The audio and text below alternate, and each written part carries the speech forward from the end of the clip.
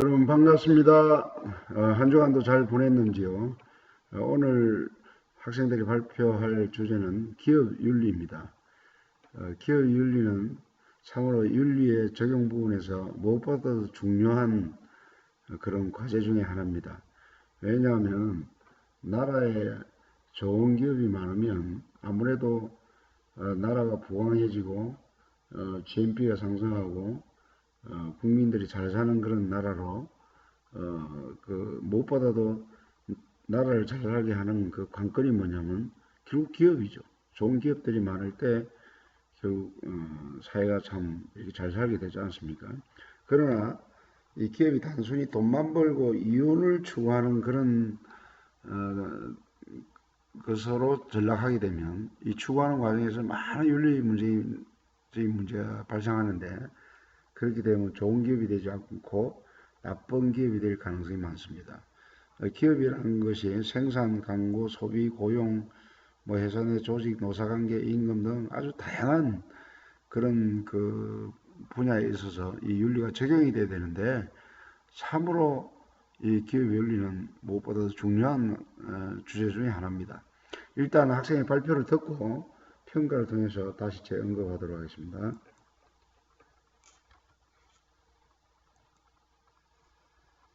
안녕하세요. 7주차 기업 윤리에 대하여 발표를 맡게 된 오주입니다. 발표를 시작하도록 하겠습니다. 기업과 윤리가 어떤 관련이 있는지 설명해 드리도록 하겠습니다.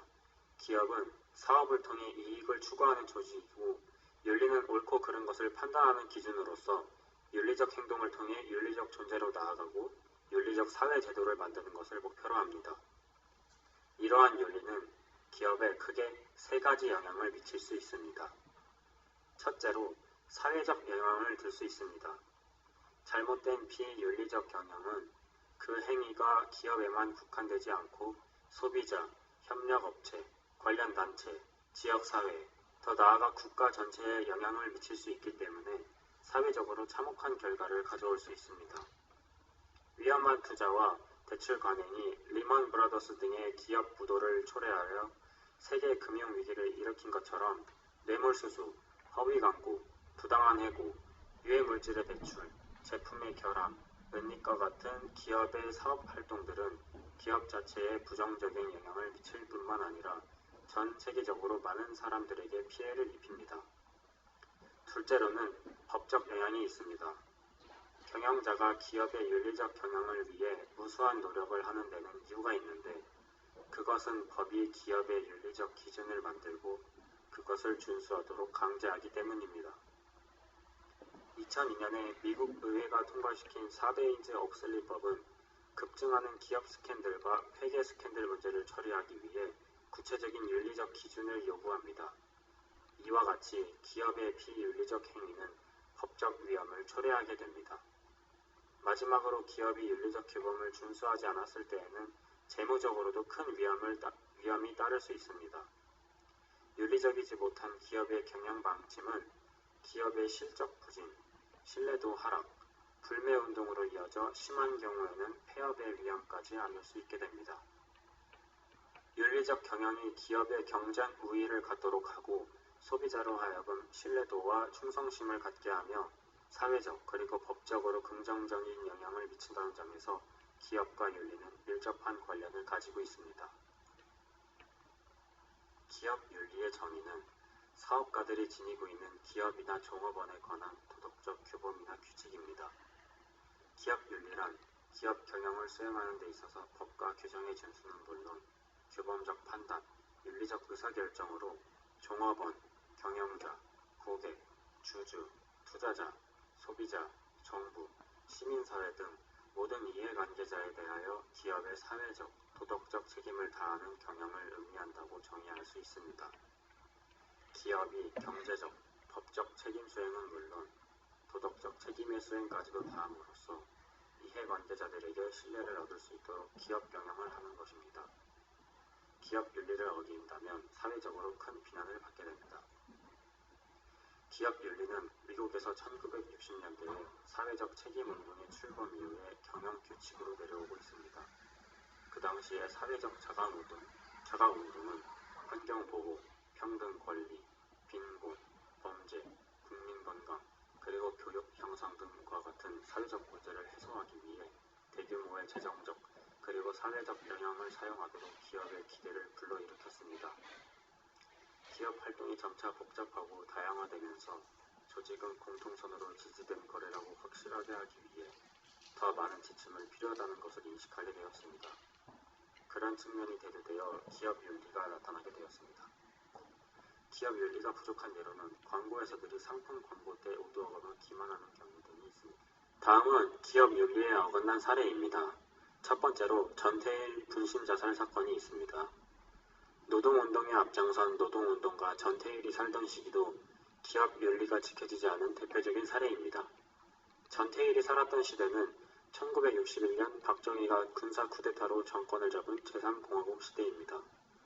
전태일이 분신자살하였던 1970년에는 경부고속도로를 완공하는 등 경제적 발전이 차츰 이루어지고 있었습니다. 하지만 그런 사회의 단면에는 노동기준법을 준수하지 못하는 등 여러 단점이 있었습니다. 당시에는 채광, 통풍시설이 없는 비좁은 작업장 속에서 최저생계비의 5분의 1도 안 되는 저임금으로 하루 15시간 이상 중노동에 시달리는 노동 환경이 흔한 일이었습니다. 전태일은 이런 문제를 해결하려 노력했으나 잘 알려지지 않자 분신 자살을 선택한 것입니다. 두 번째로 패널 사건이 있습니다. 패널이 누출되어 낙동강을 오염시킨 사건이죠.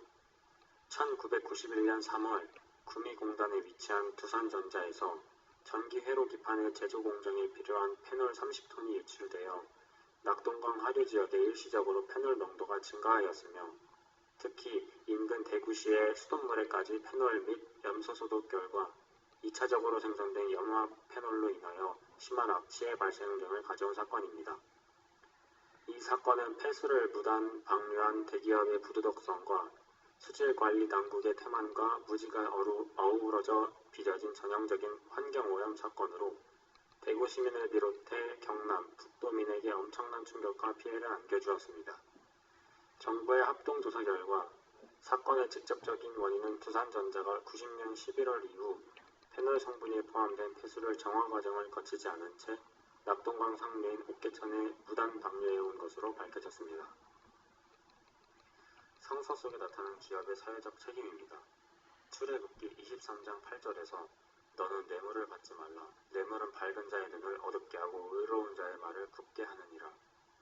전도서 7장 7절은 탐욕이 지혜자를 우매하게 하고 뇌물이 사람의 명철을 망하게 하느니라 라고 하여 인간의 탐욕스러움에 대한 경계와 탐욕의 무서움을 일깨우고 있습니다.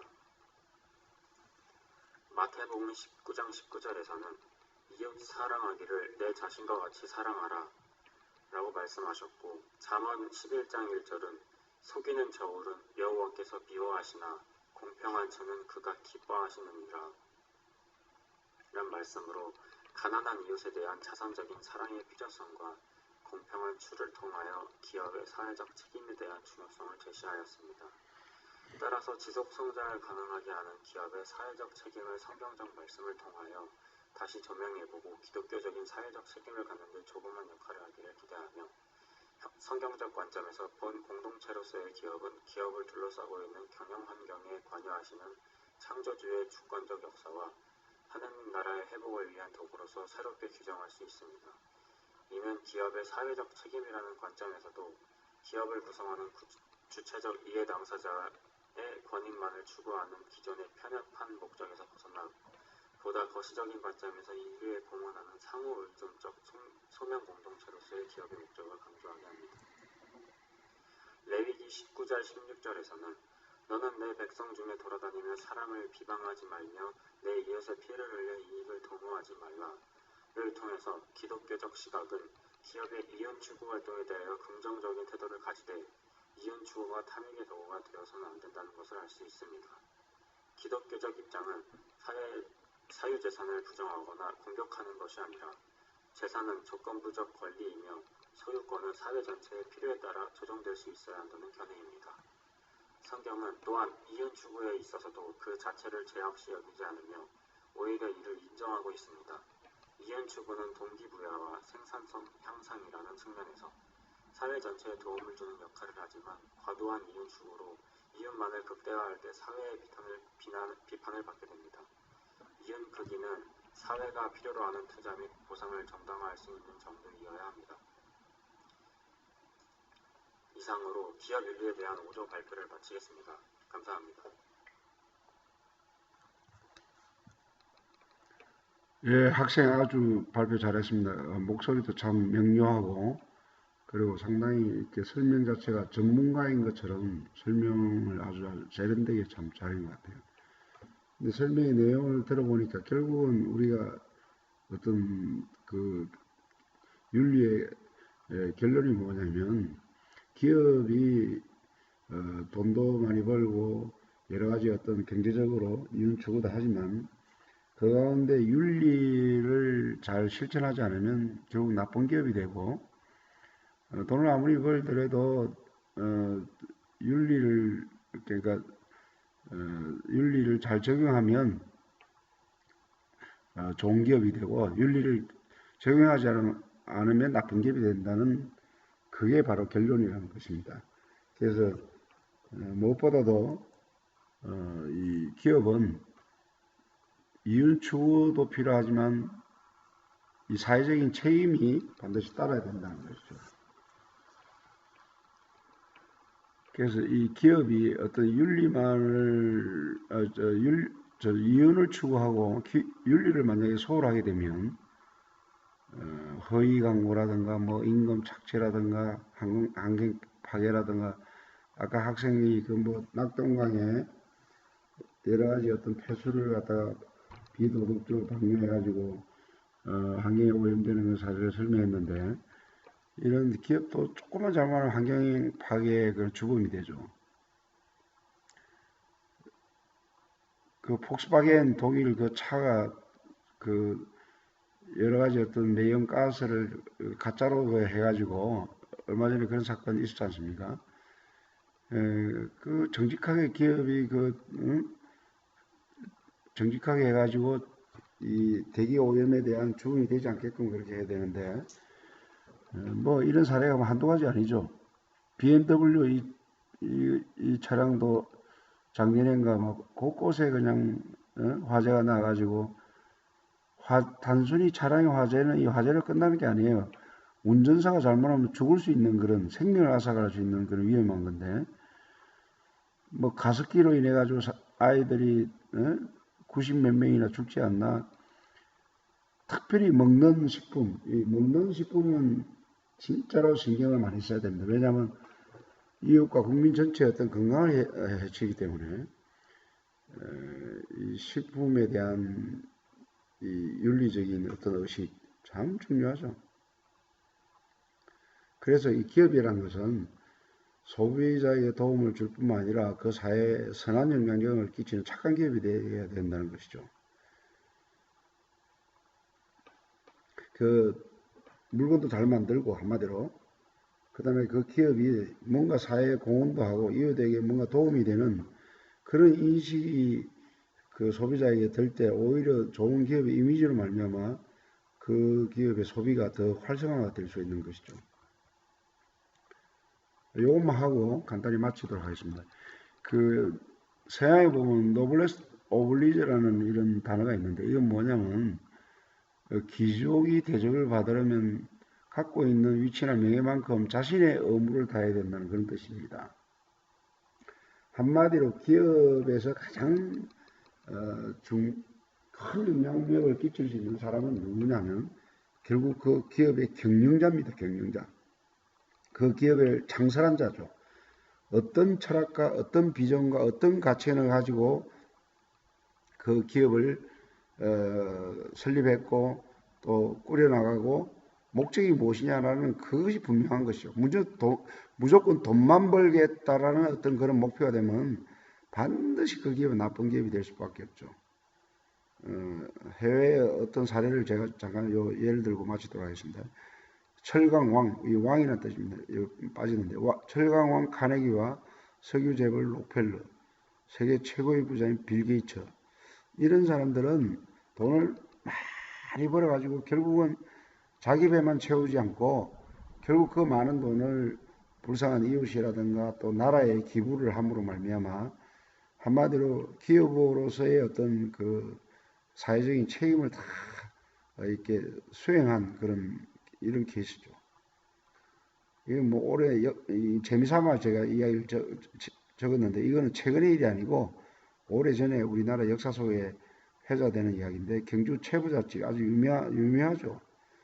근데 이 최부자는 그 당시에 참 그 부자로서의 어떤 의무를 노블레스 오블리제를 아주 신실하게 잘 이렇게 이행한 사람 중에 한 사람인 것 같아요. 집안의 1년 농사 중에 3분의 1을 손님이나 이웃에게 베풀었다고 합니다. 그 사방에 절대로 거지 없게 하게 하고 사람들에게 그 농사의 수확량을 나누게 하는 그러고서도 자기 집안에 뭐 1년에 한 5천 가마 정도 재산이 유지됐다고 하니까 풍성히 나눠주면서도 자기도 또 풍요로워. 어떤 면에서 기업이 이런 기업이 돼야 되지 않을까. 돈을 많이 벌지만 그 돈을 또 가난한 이웃에게 돌리고 또 복지 향상이라든가 또 그 기업 내 어떤 수고한 회사원들의 임금을 또 높여주고 처우 개선도 해주고 누군가 그 기업이 남는 이윤을 가지고 다른 사람의 이윤을 위해서 아주 모든 걸 시원스럽게 그걸 나누게 될 때 그 좋은 기업이 되는 것이죠. 마지막으로 여러분 요 말씀만 하고 진짜 마치겠습니다. 좋은 기업이 되기 위해서 성경적 좋은 요 두 말씀만 말씀드리겠습니다. 성경에 이런 말이 있습니다. 먹든지 마시든지 뭘 하든지 하나님의 영광을 위하라. 그러니까 기업가가 이 기업이 하나님께 영광이 되는 선한 기업이 되겠다라는 그런 슬로건을 걸고 그런 기업의 철학적인 어떤 목표를 잡고 그렇게 기업을 창설하면 아무래도 선한 기업이 되겠죠. 그리고 내 이웃을 내 몸같이 사랑하라 이 정신을 만약에 실천하게 되면 뭐 임금 착취라든가 무슨 불법이라든가 그 노사 간의 갈등 관계라든가 뭐 이런 결국 사람과 사람 사이에 뭐 상사 간에 또 동료 간의 어떤 회사 생활하면서 어떤 갈등 관계로 상처를 입어서 회사 생활 자체가 스트레스가 돼가지고 회사를 그만두는 사람도 실제로 있다고요.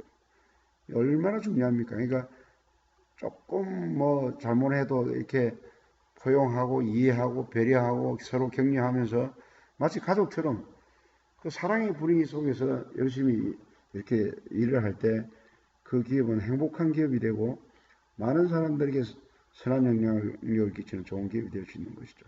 감사합니다.